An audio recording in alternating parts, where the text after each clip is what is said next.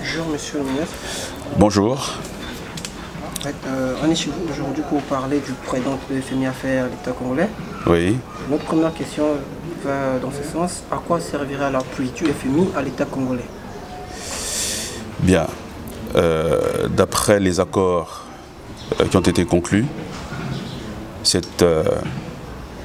prêt va simplement permettre à l'État congolais d'avoir une sorte d'appui budgétaire, une sorte de facilité financière, parce que c'est vrai que le pays aujourd'hui est exsangue, mais ce n'est pas ça le plus important. Le plus important dans le cadre de cet accord, qui peut, c'est vrai, nous réjouir, mais pas faire dans le triomphalisme. Nous réjouir pourquoi? Parce que pendant 2 ans, on avait l'impression que notre pays était ostracisé, c'est-à-dire isolé, coupé de la communauté financière internationale. Donc le fait qu'aujourd'hui, le Fonds monétaire international arrive à conclure cet accord avec notre pays, ça veut dire que toutes les institutions financières du monde vont à nouveau retrouver à travers le Congo une certaine crédibilité. C'est ça qui est le plus important. Ce n'est pas une occasion de faire la fête, parce que nous allons nous retrouver pendant 3 ans en programme avec le Fonds monétaire international. Et un programme, ce n'est pas facile. Ça veut dire que nous aurons des indicateurs de performance à respecter. Et tous les 6 mois, nous serons contrôlés par les experts du FMI. Et il faut rappeler aussi aux Congolais que nous n'avons jamais réussi à aller au bout d'un programme. On n'a jamais réussi à conclure un programme, c'est-à-dire à le terminer. J'ai une petite expérience. En 1995, j'ai ma propre société et j'avais soumissionné au comité de privatisation à l'époque du président Lissouba, où nous étions dans un programme d'ajustement structurel renforcé avec le Fonds monétaire et la Banque mondiale. Je peux vous dire que travailler avec des experts de Washington, ce n'est pas une mince affaire, parce qu'ils vous suivent pas à pas. Et comme nous savons tous les causes à la fois endogènes et exogènes qui nous ont conduits à cette situation, les causes exogènes, c'est la chute du prix du baril du pétrole, c'est-à-dire le contre-choc pétrolier qui a touché la quasi-totalité des pays de la CEMAC. Mais je peux vous dire qu'il faut rendre à César ce qui est à César. Ce contre-choc pétrolier, le président l'avait vu venir. Sinon, il n'aurait pas décidé de diversifier l'économie de notre pays. Et moi qui ai eu la responsabilité, justement, modestement, de tenter d'engager ce processus de diversification de notre économie à travers le ministère que j'occupais à partir de 2009, je peux vous dire que j'y ai consacré 8 ans de ma vie, ce n'est pas rien. Je peux vous dire qu'on savait que ça devait arriver. Lorsqu'on analysait de manière prospective l'économie de notre pays, l'économie du monde. Mais malheureusement, ce processus ne s'est pas fait comme nous l'espérions avant que le contre-choc pétrolier n'arrive pour que celui-ci soit amorti.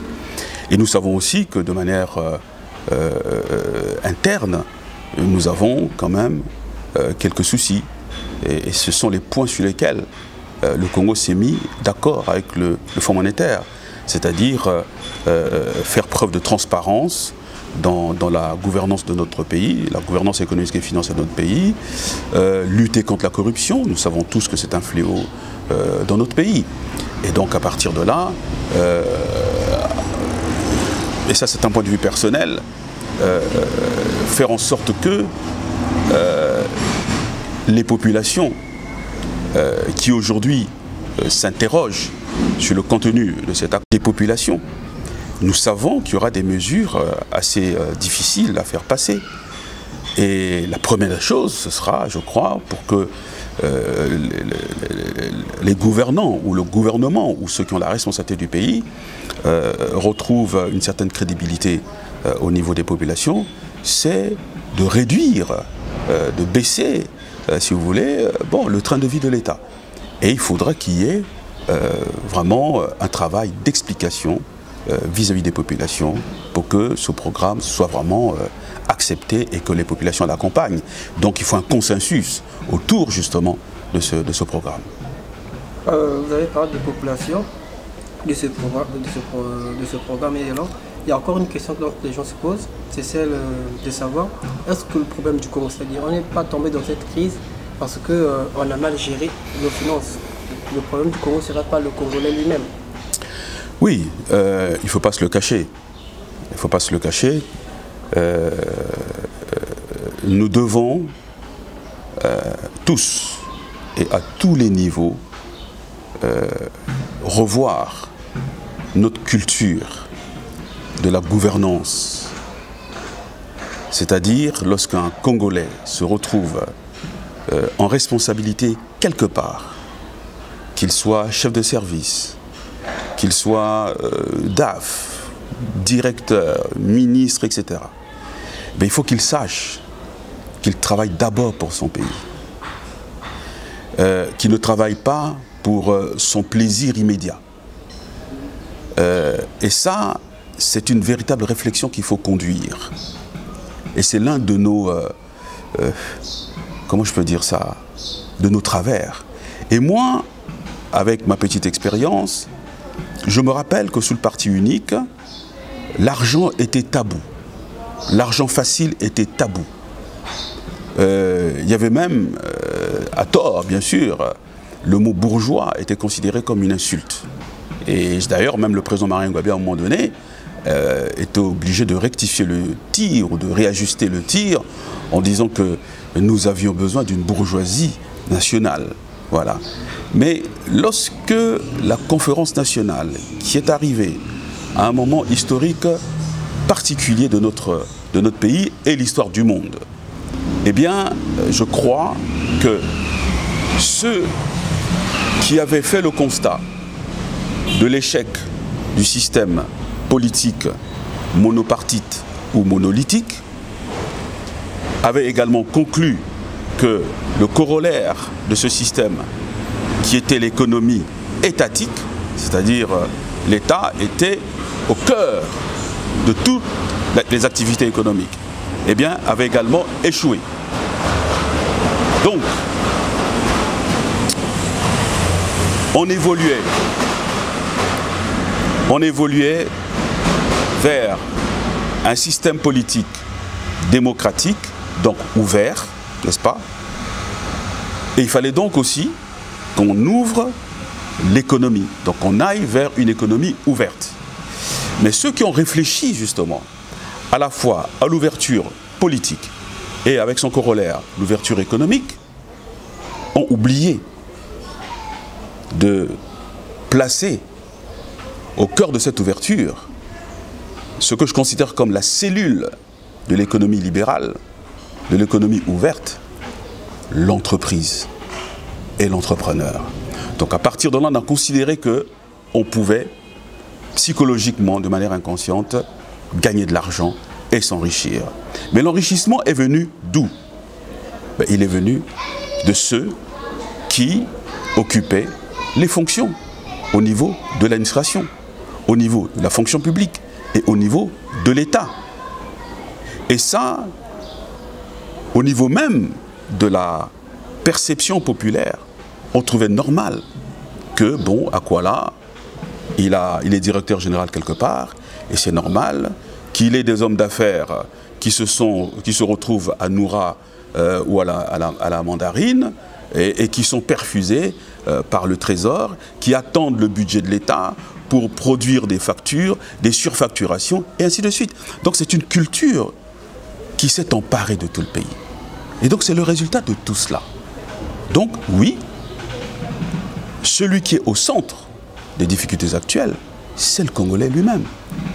Et donc, cette période qui s'ouvre va être une période difficile, mais c'est une période qui doit nous permettre de nous remettre en cause sérieusement, afin que vous qui êtes jeunes et d'autres, eh bien, ayez demain des perspectives d'avenir qui soient positive. Parce que sinon, ça sera extrêmement difficile que notre pays puisse, je veux dire, à plus de 60 ans, près de 60 ans d'existence, il nous reste combien d'années pour que le Congo ait 100 ans? Mais on risque, j'allais dire, de voir notre pays disparaître. Parce qu'aucune nation n'est éternelle, dans un environnement de convoitise, de compétition, et voire même de culture d'envahissement, des pays par d'autres pays. Donc c'est important que le Congolais se remette en cause, du plus haut sommet de la pyramide et au bas de la pyramide. Que le Congolais se remette en cause, mais est-ce que les 440,9 millions de dollars, oui. Donc, plus de 220 milliards de francs CFA, Oui. permettra-t-il au Congo de sortir de la... Non, pas du tout. Pas du tout. Nous avons eu dans ce pays des budgets de 4 000 milliards. Voilà. Donc je crois que ce qu'on reçoit là, et ça ne sera pas d'un seul coup. Hein. Donc nous avons dépensé plus que ça dans les municipalisations accélérées. Non. Pour moi, c'est une occasion pour remettre de l'ordre à la fois dans les têtes, dans l'administration, dans les esprits et dans notre culture du travail. Et moi, je suis persuadé que si il y a une très forte volonté politique dans ce pays, une lucidité dans la direction des affaires de notre pays, et que les Congolais sortent de cette culture qui voudrait qu'on vive sa passion ou ses fantasmes personnels sur le dos du pays, sur le dos de l'État, et qu'il y ait des Congolais plutôt qui vivent passionnément leur pays, ce pays peut s'en sortir. Parce que, modestement, là où j'ai été, c'est pour ça que je m'autorise quand même à parler, et c'est mon devoir de le dire, j'ai quand même eu accès à une expertise exceptionnelle, qui est celle de Singapour.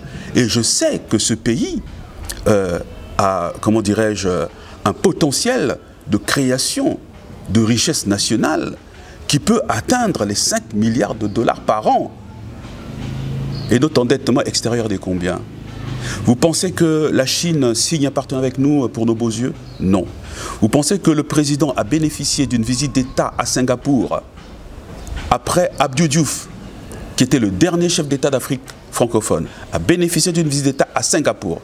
C'était pour les beaux yeux du président? Non. Vous pensez que le président s'est retrouvé en visite d'État à l'île Maurice? C'était pour les beaux yeux du président? Non. Parce que ces pays-là savent pertinemment que ce pays est riche. Vous pensez que les États-Unis qui décident d'ouvrir une chambre de commerce américaine au Congo, c'est pour les beaux yeux du Congo? Non. Donc, il va falloir que nous nous retrouvions tous et que l'on redevienne sérieux. Et que ceux qui hier vivaient leur passion et fantasme sur le dos du Congo changent. Et que ceux qui veulent passionnément servir le Congo, eh bien, travaillent. Pas pour eux, mais pour l'avenir de notre pays. Monsieur le ministre, vous avez dit que la Chine n'apporte pas son aide, pas pour les beaux yeux du Congo. Ouais. Pareil, donc là, on se pose une question parce qu'on dit même que ce sont des dettes risques, des dettes à surveiller. Pardon? On dit que ce sont des dettes à surveiller. Par exemple, cet réchelonnement congolaise avec la Chine. Oui. Est-ce que la Chine l'a fait en vain? Je crois que vous en avez évoqué brièvement. Mais la Chine le fait, c'est normal. Dans le cadre du partenariat stratégique, il y a un certain nombre d'appuis financiers et de prêts qui ont été effectués pour réaliser les projets. Et bon, ça c'est un autre débat sur la viabilité de ces projets, la valeur réelle de ces projets, etc. Mais la Chine est un État responsable. Et la Chine ne peut pas laisser partir, entre guillemets, autant d'argent pour les beaux yeux du Congo. Non.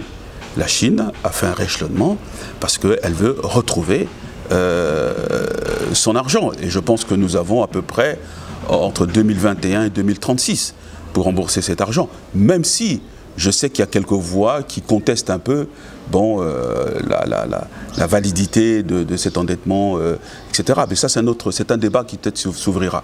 Mais on ne peut pas refuser à la Chine le droit de vouloir récupérer son argent en essayant de faire ce rééchelonnement. Mais ce qu'il faut dire aussi, c'est que beaucoup de Congolais l'ignorent. Nous avons un statut particulier en Chine. Je discutais dernièrement avec un diplomate qui a travaillé en Chine, d'une ambassade africaine, qui est actuellement à Brazzaville, qui me disait qu'en Chine, il y a dans le corps diplomatique, les représentations diplomatiques, il y a certes les grandes puissances, les pays du Conseil de sécurité, etc. Mais en Afrique, cet Africain me dit que le Congo avait un traitement privilégié par rapport aux autres nations africaines. Pourquoi?